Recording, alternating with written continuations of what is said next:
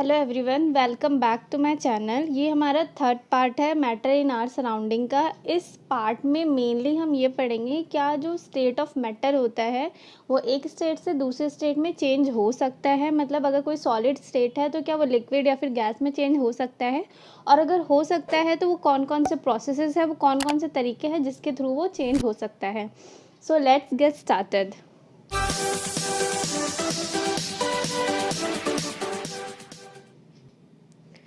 So, the change of matter can be done by changing the temperature and pressure। अगर हम किसी भी matter का टेम्परेचर या प्रेशर चेंज करें तो वो स्टेट ऑफ मैटर दूसरे स्टेट में चेंज हो सकता है। तो इस पार्ट में मेनली हम ये पढ़ेंगे कि effect of change in temperature on a particular matter और effect of change of pressure. तो सबसे पहले हम पढ़ेंगे effect of change in temperature. तो इसमें हमारे ये 10 पॉइंट्स है जिसको हम कवर करेंगे एक एक करके। तो फर्स्ट हम बात करेंगे मेल्टिंग पॉइंट की। What is melting point? The temperature at which the solid melt to form liquid at atmospheric pressure is called melting point. कोई भी सॉलिड स्टेट ऑफ मैटर को अगर हमें लिक्विड स्टेट में चेंज करना है तो वो टेम्परेचर जिसमें वो चेंज हो जाए एट अ एटमोस्फेरिक प्रेशर, तो उस पॉइंट को हम मेल्टिंग पॉइंट कहते हैं। अब what is atmospheric pressure? The pressure which is present with in the atmosphere of earth. ये जो होता है वो कांस्टेंट होता है। तो at a constant atmospheric pressure पे हम कितना टेम्परेचर दें किसी भी सॉलिड स्टेट को ताकि वो अपनी लिक्विड स्टेट में चेंज हो सके, उसी पॉइंट को हम मेल्टिंग पॉइंट कहते हैं। फॉर एग्जांपल जैसे कि हमने देखा है कि जो हमारा वाटर है वो 3 फॉर्म में प्रेजेंट होता है, सॉलिड, लिक्विड और गैस। सो मेनली आइस होता है, देन वाटर होता है, देन वो एवेपोरेट होकर गैसेस फॉर्म में चेंज हो जाता है। सो जो मेल्टिंग पॉइंट होता है आइस का इट्स 0 डिग्री सेल्सियस, और कैल्विन में बोले तो 273.16 कैल्विन ये होता है मेल्टिंग पॉइंट ऑफ आइस का। The next one is fusion. The process of melting of solid state into its liquid form is known as fusion. जो प्रोसेस होता है melting of solid state into its liquid state उसको हम fusion कहते हैं। और eight which point पे वो सॉलिड जो होता है वो लिक्विड फॉर्म में शेप चेंज होता है अपने, उस पॉइंट को हम मेल्टिंग पॉइंट कहते हैं। अब थर्ड हमारे एक टर्म आता है जिसको हम कहते हैं लेटेंट हीट। तो what is latent heat? The heat energy which has to be supplied to change the state of the substance is known as latent heat. तो जो अमाउंट ऑफ हीट एनर्जी देंगे किसी भी सॉलिड स्टेट को कि वो change हो जाए अपने लिक्विड स्टेट में, उसको हम कहते हैं लेटेंट हीट। अब यहाँ पे सबसे इम्पॉर्टेंट क्वेश्चन ये निकलता है कि हमने किसी भी स्टेट को, मतलब सॉलिड स्टेट को अगर लेटेंट हीट दिया है तो उसका temperature during its change of matter बढ़ जाना चाहिए या फिर कम हो जाना चाहिए। लेकिन यहाँ ये बताया जाता है कि the latent heat does not rise the temperature of solid state even though heat is being supplied continuously, because the heat energy is used up to overcome the force of attraction between the particle of substance during the change of state। During अगर हम latent heat देते हैं solid state को उसके liquid state में change होने पर, तो जो टेम्परेचर होता है उस सॉलिड स्टेट का वो बिल्कुल भी राइज नहीं करता है, क्योंकि वो जो पूरी एनर्जी होती है वो यूज्ड अप हो जाती है to decrease the force of attraction between the particle, जो कि सॉलिड में ज़्यादा होती है। तो फोर्स ऑफ अट्रैक्शन को कम करने के लिए वो लेटेंट हीट यूज अप हो जाता है, जिसकी वजह से हमारा सॉलिड स्टेट से जब लिक्विड स्टेट में मैटर चेंज होता है तो उसका टेम्परेचर राइज नहीं होता है। Fourth is latent heat of fusion. The amount of heat required to change 1 kg of solid into its liquid state at its melting point at atmospheric pressure. So जो 1 kg solid state को उसके liquid state में change करने में जो heat चाहिए उसको हम लेटेंट हीट ऑफ फ्यूजन कहते हैं। तो लेटेंट हीट अलग है और लेटेंट हीट ऑफ फ्यूजन अलग है, don't be confuse with both the terms. Now, the boiling point, the temperature at which the liquid boils to form its vapor at atmospheric pressure is called boiling point। तो boiling point boiling point is a temperature which change the liquid state of matter into its vapor or gaseous form is called boiling point at a atmospheric pressure. तो melting point और boiling point दोनों में ही atmospheric pressure है, same pressure applied हो रहा है। So the boiling point of water is 100 degree Celsius और 373 Kelvin's. 6th point is vaporization, the process of changing of liquid state into its gaseous or vapor state at a boiling point is known as vaporization। और किस liquid state को its vapour state में at its boiling point में change करने के process को हम vaporization कहते हैं। Now the latent heat of vaporization, the amount of heat energy required to change 1 kg of liquid to it gaseous state at a boiling point at atmospheric pressure is known as latent heat of vaporization।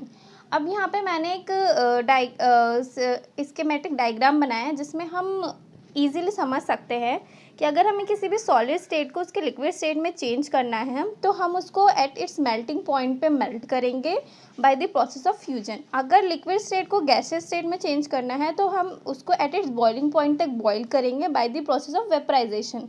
और अगर हमें direct solid state को gaseous state में change करना है without going through its liquid state तो हम एक प्रोसेस का यूज़ करते हैं which is known as sublimation, और हम इसमें हीट का यूज़ करते हैं। इन तीनों ही चीज़ों में जो हमारा प्रेशर है वो सेम रहता है, कांस्टेंट रहता है। एट एटमॉस्फेरिक प्रेशर में हम ये चेंजेस कर रहे हैं स्टेट ऑफ मैटर के।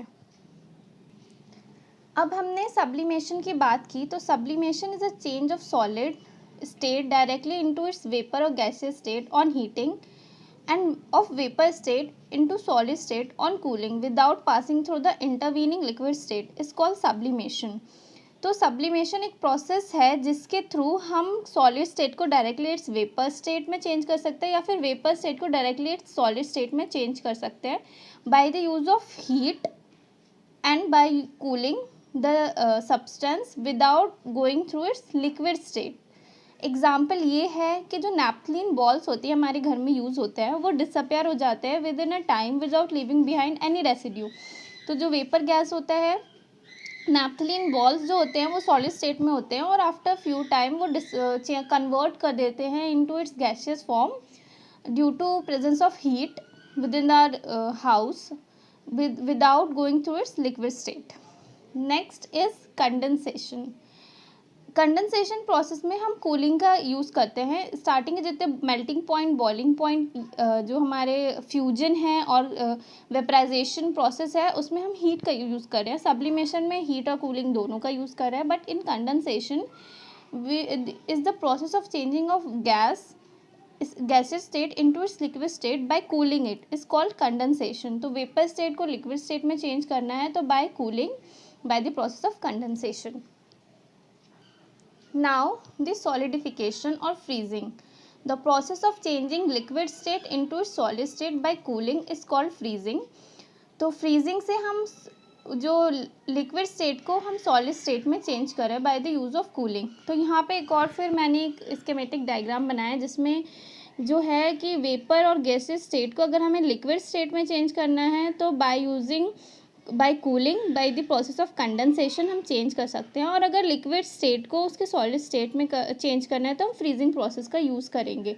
और इन दोनों प्रोसेस में ही हम कूलिंग कर रहे हैं, मतलब हम टेम्परेचर को डिक्रीज़ कर रहे हैं ऑफ स्टेट ऑफ मैटर। बाकी जो पहले के हमारे प्रोसेसेस थे उसमें हम टेम्परेचर को इंक्रीज़ कर रहे थे to change the state of matter, but यहाँ पे हम टेम्परेचर को डिक्रीज़ कर रहे हैं। हमने effect of change of temperature में जितने भी प्रोसेसेस यूज़ किए जा रहे हैं वो सब पढ़ लिए हैं। अब हम पढ़ेंगे effect of change of pressure कि अगर हम किसी भी मैटर का प्रेशर चेंज कर रहे हैं तो उसमें क्या क्या इफ़ेक्ट पड़ जाता है। जो फिज़िकल स्टेट होता है मैटर का वो भी चेंज हो सकता है by changing pressure. Gases can be liquefied by applying pressure and reducing the temperature. किसी भी गैसेस को और नेचुरल गैसेस को हम लिक्विफाई कर सकते हैं अगर उनमें हम प्रेशर लगाएं और उनका टेम्परेचर रिड्यूस करें। फॉर एग्जांपल जो अमोनिया गैस होता है can be liquefied by applying high pressure and lowering the temperature. Second example ये है कि जो सॉलिड कार्बन डाइऑक्साइड होती है उसको हम स्टोर करते हैं अंडर हाई प्रेशर जिसको हम ड्राई आइस कहते हैं। जब ये ड्राई आइस और सॉलिड कार्बन डाइऑक्साइड एक्सपोज होता है एयर से, द जो प्रेशर उसमें जो लगता है, the pressure on it reduced to an atmospheric pressure to directly converted to the gaseous state without coming into liquid state. Means अगर हमें कार्बन डाइऑक्साइड को अंडर हाई प्रेशर में रखेंगे तो वो सॉलिड फॉर्म में आ जाता है, जिसको हम ड्राई आइस कहते हैं। और अगर हम उसी ड्राई आइस को एक्सपोज करके रख देंगे एयर में, तो उसमें जो हम प्रेशर यूज होगा वो रिड्यूस हो जाएगा at up to 1 atmospheric pressure तक, और वो डायरेक्टली कन्वर्ट हो जाएगा अपने गैसियस स्टेट में without coming its liquid state. अब हम बाकी के जो प्रोसेसेस बचे हैं वो हम अपने नेक्स्ट पार्ट में पढ़ेंगे। जो मोस्ट इम्पॉर्टेंट प्रोसेस बचा है हमें पढ़ने के लिए है वो है evaporation and effects of evaporation, जो कि बहुत ज़्यादा इम्पॉर्टेंट है एग्ज़ाम पॉइंट ऑफ व्यू से। उसके साथ हम कुछ एनसीईआरटी क्वेश्चन भी डिस्कस करने की कोशिश करेंगे। अगर आपको मेरा वीडियो अच्छा लगा हो, पसंद आया हो, तो प्लीज़ इसे लाइक करिए, मेरे चैनल को सब्सक्राइब करिए। Till then stay safe, be healthy, bye bye.